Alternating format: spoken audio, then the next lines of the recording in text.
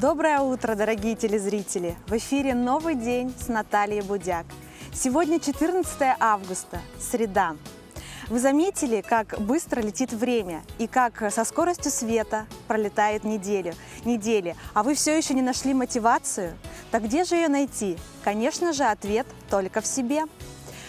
И на самом деле можно часами наблюдать фотографии, смотреть, восхищаться людьми, но, к сожалению, без действий ничего не получится. И поэтому, дорогие телезрители, ломайте преграды, барьеры, двигайтесь к намеченной цели, к своему желанию, и все у вас получится. Вот. Ну а я надеюсь, что я вам придала, так сказать, мотивацию, бодрости на сегодняшнее утро. Вот. И хотелось бы сказать о том, что на самом деле у многих людей, если бы многие люди не ломали барьеры и стереотипы, ничего бы у них не получилось. Так что двигайтесь вперед к намеченной цели. Вот. Ну а я хочу напомнить, дорогие телезрители, что по номеру телефона 8 914 279 22 62 вы можете написать нам любые вопросы, либо поделиться новостями, а также поздравить своих друзей, подруг с днем рождения или просто поздравить с праздником. Мы рады с вами пообщаться. Ну а сейчас, дорогие телезрители, я хочу познакомить вас с прогнозом погоды на сегодняшний день, 14 августа. И по данным Якутского управления по гидрометеорологии и мониторингу окружающей среды, сегодня, 14 августа, в центральных районах в 6 часов утра плюс 17, плюс 15 градусов, днем плюс 23, плюс 24. В Заречье в 6 часов утра плюс 15, плюс 18 градусов, днем ожидается 23-25 градусов. В Южных Улусах в 6 часов утра 13-14 градусов, днем плюс 17, плюс 20. В Вилюйских Улусах в 6 часов утра плюс 14-13 градусов, днем 24 градуса тепла. В Нижнеленских Улусах 14-17 градусов, днем плюс 25, плюс 26 мы ожидаем градусов тепла. В Западных Улусах 12-14 градусов, 6 часов утра, днем плюс 16, плюс 23 градуса. В Колымо-Индигирских Улусах 15-16 градусов, днем плюс 8, плюс 21 градус тепла. В Янских Улусах 12-17 градусов, днем плюс 17, плюс 23 градуса тепла. В Северо-Западных Улусах 11-15 градусов, днем плюс 14, плюс 22 градуса тепла. Ну а в Якутске в 6 часов утра температура воздуха составила 10 градусов, атмосферное давление 749 миллиметров ртутного столба, ветер юго-восточный 3,8 метров в секунду. Ну а днем в городе Якутске мы ожидаем плюс 24, плюс 26 градусов тепла. А теперь, дорогие телезрители, я хочу передать слово своим коллегам из информационной службы новостей.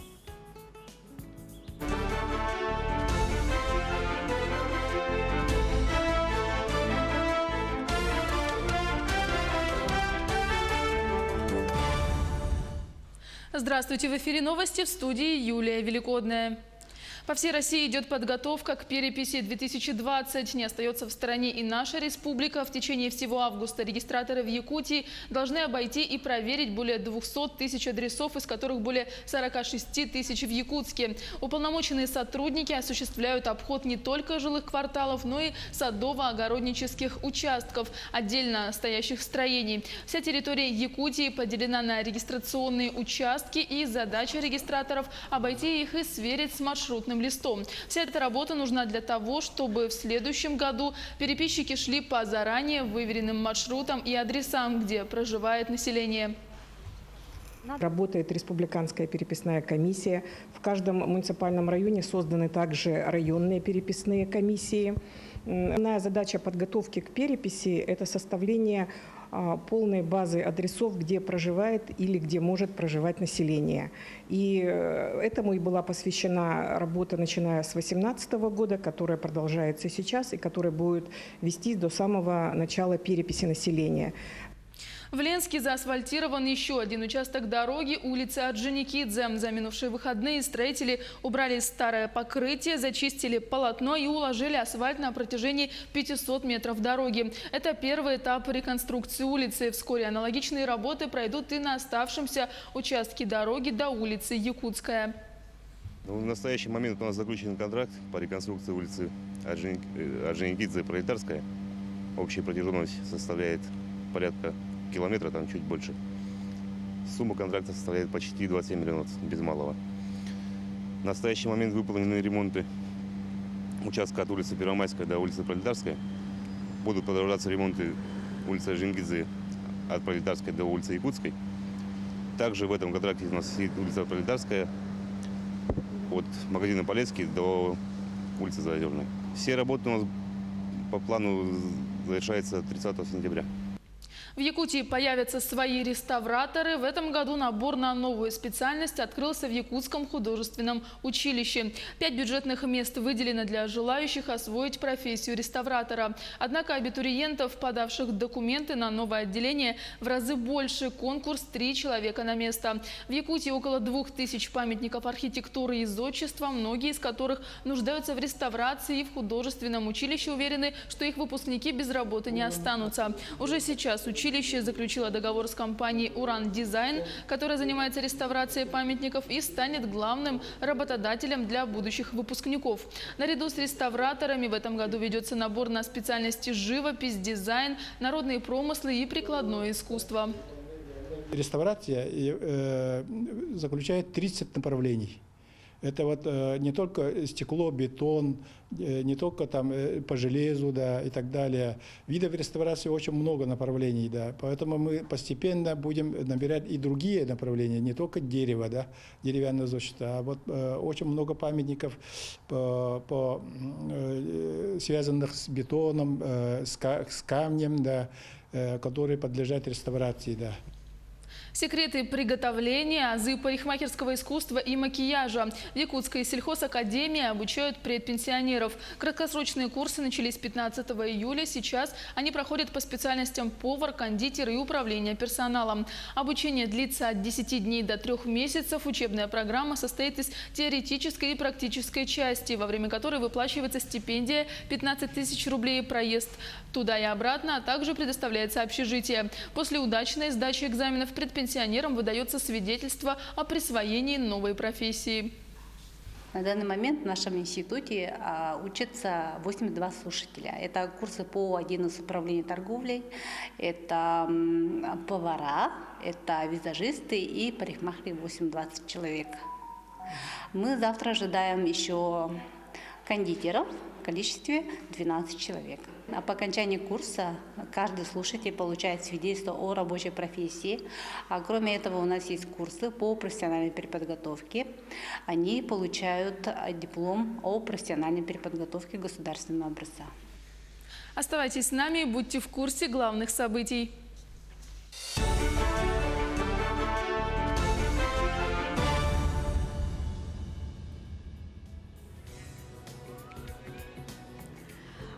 Спасибо, будьте всегда с нами и будете в курсе событий. Ну а мы продолжаем дальше. Как мы знаем, дети – это счастье. Ну а счастье вдвойне, когда есть средства, чтобы их воспитать, дарить радости, устраивать отличный досуг. И с начала года приняты дополнительные меры поддержки семей с детьми. И в следующем сюжете мы узнаем, какие же денежные выплаты и льготы предоставляются родителям. Мама Виктория Васильева не нарадуется на своего первенца Симона. Рожали вместе с папой и сегодня готовятся к выписке. Это мои первые роды. Было очень волнительно. Вот. При родах присутствовал муж. Сейчас это возможно. Оказывается, в этом году есть единовременная выплата в размере 33 тысяч рублей. Вот. Ну, как молодую семью это нас порадовало. Появление ребенка в семье – серьезное испытание для будущих родителей. Изменяется структура семьи, а значит, нужно принять новые роли и, самое главное, взять на себя ответственность за маленького человека. Очень многие женщины собираются заводить, скажем, да, рожать детей уже после того, как они обучились, получили какую-то профессию, состоялись как там специалисты, да, и вот то, что им нужно, значит, обеспечить материально в какой-то мере, и то, что есть какая-то уже помощь, и то, что они не останутся, возможно, даже одинокие, там, допустим, вот это, наверное, способствует тому, что первородящих будет больше, им какая-то будет тоже оказана помощь. Говорят, лет 5 назад, может, мы бы и не подумали, что можно родить, а сейчас они ближе к 40 годам рожают. Ну, это приятно. Население молодеет, здоровье мам тоже позволяет рожать в таком возрасте. Это очень хорошо. В рамках реализации национального проекта «Демография» семьям с детьми полагаются социальные выплаты со стороны государства. Кроме ежемесячного пособия, родителям полагается. У нас появились с 1 января 2019 года 3 новые выплаты. Единовременная денежная выплата при рождении и усыновлении первого ребенка. Его размер составляет 33 812 рублей. Региональный материнский капитал при рождении второго ребенка. И третья выплата – это при рождении третьего и последующих детей, также с 1 января 2019 года. Размер у нас составляет 16 906 рублей. Выплата ежемесячная до 3 лет. Если ранее процент повторных родов в республике составлял не более половины, то сегодня более 60% женщин идут за вторым, третьим, а то и пятым ребенком. Очень радует то, что нынче, сейчас идет активная поддержка государства. Мы очень рады, что с 1 января вышел закон этого года. Мы будем получать ежемесячную выплату в размере 16 906 рублей, и это будет до 3 лет, что это немаловажно. Также узнали, что с этого года появилась ипотека, льготная ставка 5%, что тоже дает нам возможность воспользоваться ей и как-то расширить жилищные условия, улучшить. Обо всех мерах социальной поддержки семьи могут узнать в Управлении социальной защиты. Мария Павлова, Андрей Рукавишников. Новый день. Ну а сегодня в городе Якутске пройдет фестиваль занятости молодежи WalkFest. И более подробно об этом фестивале мы поговорим с нашими гостями. Руководителем молодежной биржи труда «Импульс» Сергей Егоров. Доброе утро. И представитель агентства по развитию человеческого капитала на Дальнем Востоке в РСЯ Сергей Ли. Доброе утро. Сергей, доброе утро еще раз. Расскажите, пожалуйста, о сегодняшнем фестивале, где он пройдет, когда, во сколько. Сегодня на площади Орджоникидзе с 2 часов у нас состоится фестиваль занятости молодежи WalkFest. Он посвящен трудоустройству молодежи в возрасте до 30 лет.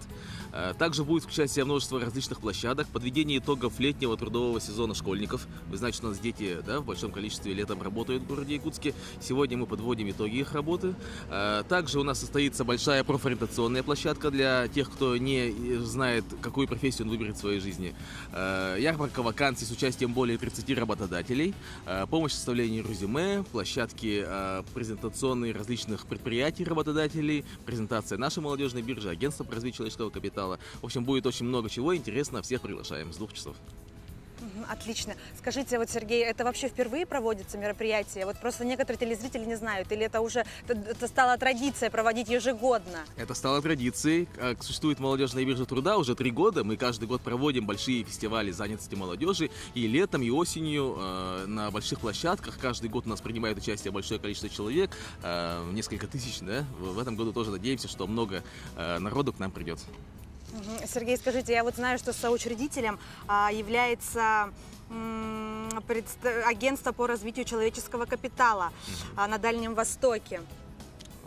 Да, конечно, эта организация занимается тем, что активно развивает трудовые ресурсы на Дальнем Востоке, помогает трудовой миграции и активно занимается тем, что у нас промышленные предприятия трудоустраивают молодежь, в том числе, которая не имеет опыта работы. Мы делаем акцент основной на трудоустройство молодежи и надеемся, что наши предприятия, которые идут нам навстречу, смогут найти себе сотрудников, свой трудовой капитал на сегодняшнем мероприятии и вообще в целом сотрудничая с нами. Сергей, скажите, у меня такой еще вопрос касаемо фестиваля. Вот скажите, на фестиваль могут прийти там какая-то возрастная категория или все-таки у нас без возраста могут поучаствовать в фестивале? Это очень важно и очень многие спрашивают. Ну, конечно, мы рады всем.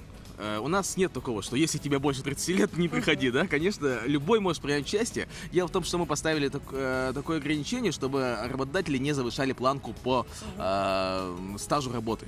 Иногда бывает такое, что люди подают вакансию, указывают там стаж работы там 5-10 лет, да? Мы против этого, мы считаем, что необходимо задавать небольшой стаж работы, потому что многие у нас в городе Якутске, в силу объективных причин, да, представьте себе, вчерашний выпускник высшего учебного заведения или среднего специального, да, он, естественно, не имеет такого длительного стажа. Да? И сегодня у нас вакансии будут направлены в первую очередь на поддержку такой молодежи, но, естественно, любой человек, хоть будь ему там 35-40 там, и больше лет, да, он может принять участие, подойти, пройти собеседование, получить помощь в составлении резюме, психологическую консультацию. У нас будут абсолютно бесплатные услуги психологов, юридическая консультация, все что угодно, полностью спектр службы занятости, услуг наш будет представлен.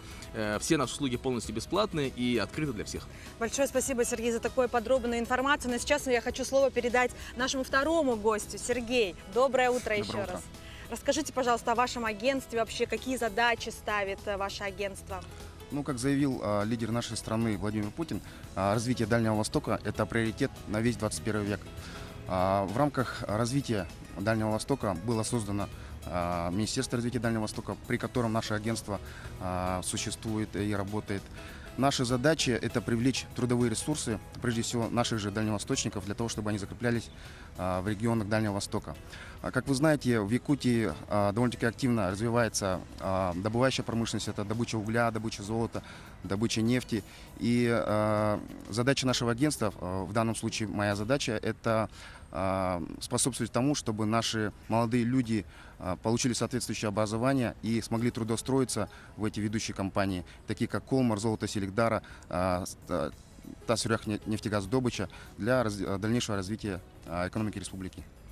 Спасибо большое, Сергей. А скажите, вот все-таки главной задачей агентства является что именно? Какую главную задачу можно выделить? Направление деятельности?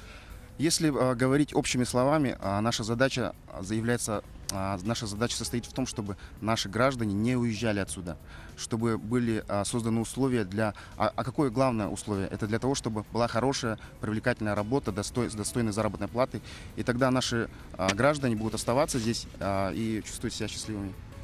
Спасибо большое, Сергей. Мне... Хочется сказать, большое спасибо гостям за то, что пришли к нам в гости на программу. И хочу пожелать вам плодотворного дня сегодняшнего,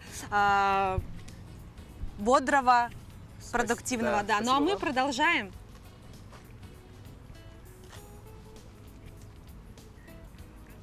Все. А сейчас наша традиционная рубрика.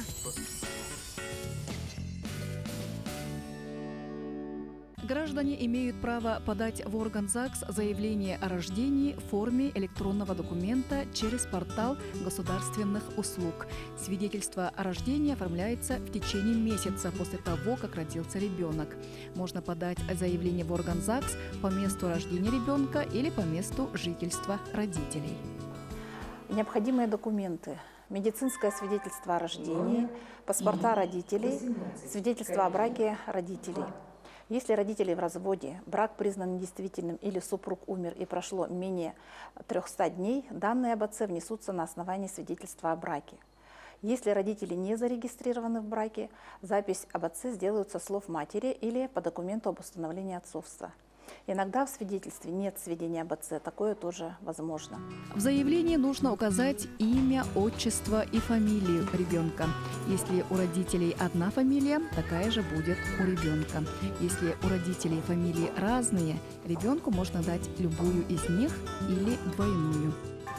Получить свидетельство о рождении необходимо в органе ЗАГС, в который направлено заявление в назначенное время. При этом необходимые документы, медицинское свидетельство, паспорта родителей, свидетельство о браке представляются заявителями лично в орган ЗАГС. Свидетельство о рождении выдается бесплатно в день обращения. Пошлину придется платить только в том случае, если сведения об отце вносятся на основании установления отцовства. Вместе со свидетельством выдается справка о рождении. Она действует полгода после рождения ребенка и нужна для оформления пособий. Портал государственных услуг делает жизнь граждан проще в различных сферах взаимодействия с государственными органами. Пользуйтесь, это удобно и просто. Наталья Колесова, Илья Жараев. Новый день. Дорогие телезрители, ну а сейчас мы поговорим об акселерационной программе стартапов. И сейчас я хочу представить вам нашего следующего гостя. Это руководитель отдела инновационного развития Министерства инноваций, цифрового развития и инфокоммуникационных технологий РСЯ Иннокентия Слепцова. Иннокентий, доброе утро. Доброе утро. Как у вас настроение? Отлично. Скажите, пожалуйста, Иннокентий, вот что за программа это? Многие просто не знают. Расскажите более подробно, что за программа акселерационная. Ну, акселерация происходит от английского слова acceleration, ускорение. Да? И есть два понятия, это инкубация и акселерация. Вот то, что услуги бизнес-инкубатора и технопарка – это инкубация, где в комфортных условиях проект развивается в течение 3-5 лет. А акселерация эти комфортные условия как в основном оставляет, но при этом их постоянно подгоняют, ускоряют, чтобы они не за 3 года, а за 3 месяца со своей идеей вышли на рынок с новым проектом. В основном это предназначено для так называемых стартапов, проекты, которые ребята придумывают идеи в перспективе, которые могут стать миллионными проектами, там, миллиардерами, единорогами. Для них очень высокорисковые проекты, и банки, например, инвестиционные фонды в них не вкладываются. Но в потенциале эти проекты могут принести намного больше денег, чем любой бизнес-проект. И поэтому создали акселераторы, которые вначале им дают небольшие инвестиции за счет 5%, 7% доли, это около 2-3 миллионов рублей. За такое короткое время проекты выходят на рынок, начинают продавать, разрабатывать свои программные обеспечения, возможно, игры, могут даже разработать анимационный фильм. Есть специальные акселераторы, но наш акселератор, он создан на базе Фонда развития инноваций, пока он работает с IT-проектами, программными обеспечениями и приложениями. Спасибо большое, Иннокентий. Скажите, а вот какие условия все-таки нужны, чтобы вступить в эту программу, чтобы быть участниками программы? Самое главное – это идея, не обязательно уже разработанный продукт и наличие команды 2-3 человек. Это программист, дизайнер и менеджер. Это стандартная команда. Это в основном хватает. И, конечно, правильно презентовать свою идею, разработать бизнес-модель и уметь правильно анализировать и планировать свой проект в будущем. А остальном акселерация поможет.